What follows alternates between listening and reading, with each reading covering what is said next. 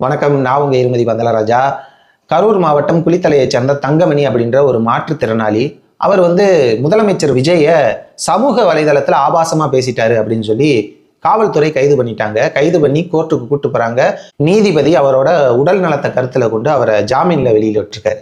அவரை கைது பண்ணி கூட்டிட்டு போற காட்சிகளை நம்ம பார்க்கும்போது நம்மளுக்கே ஒரு வேதனையா இருந்துச்சு. ஆனா அவர் பண்ணது சரியா அப்படின்னு பார்த்தா தப்பு. நம்மளுக்கு இப்ப ஒரு கட்சியை பிடிக்குது, நம்ம கட்சிக்கு சப்போர்ட் பண்ணி இன்னொரு கட்சியை விமர்சனம் பண்றோம். அது சரியான விஷயம்தான். யாரு வேணா யாரை வேணா விமர்சனம் பண்ணலாம். எனக்கு ஒரு கட்சி தலைவரை பிடிக்குது, அந்த கட்சி தலைவரை பத்தி நான் பாராட்டி பேசுறேன். இன்னொரு கட்சி தலைவரை எனக்கு பிடிக்கல, அவர் பண்ற விஷயங்கள் எனக்கு பிடிக்கல அப்படின்ற பட்சத்துல அவரை விமர்சனம் பண்ணி நான் பேசுறேன். எல்லாம் சரிதான். ஆனா அந்த விமர்சனம் எந்த இடத்துல தப்பா போகுது அப்படின்னு பார்த்தா அதுக்கு ஒரு எல்லை இருக்கு. அது ஆபாசமா மாறும்போது தான் அது தப்பா போகுது. ஏன்னா நிறைய பேர் விமர்சனத்துக்கும் ஆபாசமா பேசுறதுக்கும் வித்தியாசம் தெரியாம கண்டமேனிக்கு பேசி விட்டுறது. அதுக்கான விளைவுகளை பத்தி யோசிக்கிறதே இல்லை, ஆபாசமா பேசி விட்டுறாங்க.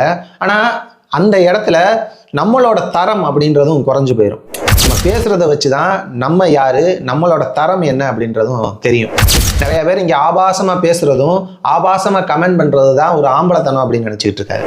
உண்மையிலே இந்த வார்த்தையை யூஸ் பண்றதே தப்பு, ஆம்பளத்தனம் அப்படின்றது. ஏன்னா உண்மையான ஆம்பளத்தனம் எங்கே இருக்கு அப்படின்னு பார்த்தா ஆபாசமா பேசுறது இல்லை, நம்மளோட கண்ணியத்துல தான் இருக்கு. அதாவது இந்த ஆபாசமா பேசுறவங்க, ஆபாசமா கமெண்ட் பண்றவங்க, இவங்களுக்கும் அக்கா தங்கச்சி அம்மா எல்லாம் இருப்பாங்கல்ல. யாரை வேணா எப்படி வேணா பேசலாம் அப்படின்ட்டு ஆபாசமா பேசிடக்கூடாது. ஏன்னா நீங்களும் ஒரு பெண் வழியா தான் வந்திருக்கீங்க, ஒரு பெண்ணோட தான் வாழ்ந்திருப்பீங்க, ஒரு பெண்ணோட தான் உங்களோட விஷயங்களை எல்லாத்தையும் பகிர்ந்திருப்பீங்க. ஆபாசமா பேசணும் அப்படின்னு முடிவு பண்ணிட்டாலே அவனோட குடும்பத்து பெண்களை இழுத்து பேசுறது தான் இங்க வாடிக்கையா இருக்கு.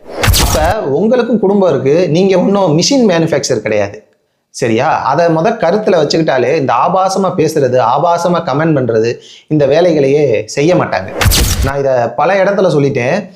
நான் பள்ளிக்கூடத்துல படிக்கிற காலகட்டத்துல, ஒரு 8வது படிக்கிற காலகட்டத்துல 2 பேருக்கு சண்டை, 2 பசங்களுக்கு சண்டை. அவன் எப்போதும் நம்ம கெட்ட வார்த்தையில திட்டும் போது இந்த மவனே அப்படின்னு திட்டுவோம்ல, அந்த வார்த்தையில திட்டான். இன்னொரு பையன் வாத்தியார்ட்ட கம்ப்ளைண்ட் பண்ணிட்டான். கூப்பிட்டு வச்சு அவர் பஞ்சாயத்து பண்ணாரு. அப்ப என்னடா திட்டினா அப்படின்னா இந்த வார்த்தையை சொல்லி திட்டான் அப்படின்னு. அப்ப அதுக்கு அவர் ஒரு பதில் சொன்னாரு.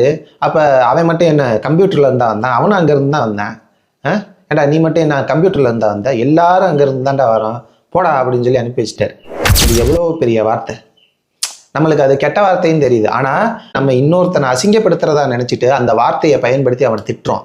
ஆனா நம்மளும் அங்க இருந்து தான் வந்திருக்கோம், எல்லாருமே அங்க இருந்து தான் வந்திருக்கோம் அப்படின்னு நம்ம யோசிக்கிறது இல்லை. அப்ப ஒருத்தனை அசிங்கப்படுத்துறதா நினைச்சு நம்ம திட்டுற வார்த்தை நம்மளே இழிவுபடுத்துற மாதிரி, நம்ம பிறப்பை இழிவுபடுத்துற மாதிரியான வார்த்தை இது.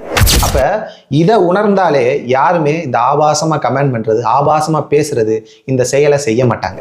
இப்ப நான் முன்னாள் முதல்வர் ஸ்டாலின் அவர்களை பத்தி விமர்சனம் பண்ணியிருக்கேன், எடப்பாடி பழனிசாமி அவர்களை பத்தி விமர்சனம் பண்ணியிருக்கேன், சீமானண்ணனை பத்தி விமர்சனம் பண்ணியிருக்கேன். ஆனா எந்த இடத்துலையும் ஆபாசமா பேசுனது கிடையாது. அதனால நாளைக்கே அவங்கள நான் சந்திக்க போனா கூட எனக்கு எந்த வித உறுத்தலும் இருக்காது. அந்த கட்சிக்காரங்களை நேருக்கு நேர் சந்திக்கிற ஒரு தைரியம் இருக்கும்.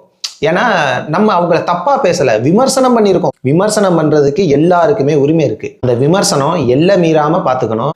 அது எந்த ஒரு காலத்திலையும் ஆபாசமா போயிடாம நம்மளே கட்டுப்படுத்திக்கணும்.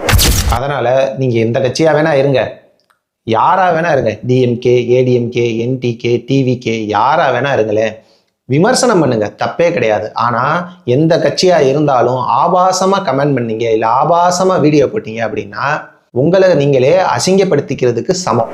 இதை பத்தி உங்களோட கருத்து என்ன அப்படின்றதையும் கமெண்ட் பண்ணுங்க. மேலும் ஒரு நல்ல வீடியோல உங்களை சந்திக்கிறேன். நன்றி.